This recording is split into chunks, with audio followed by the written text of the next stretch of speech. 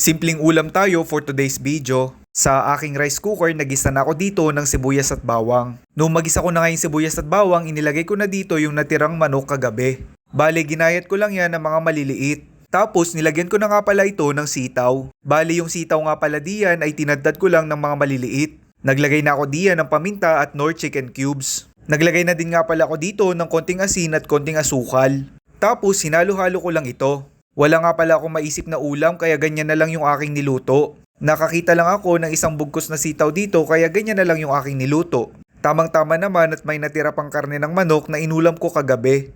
Noong medyo naluto na ngayong sitaw, nilagyan ko na nga pala ito ng itlog. Bale, lulutuin ko lang yan ng mga ilang minuto para maluto yung itlog.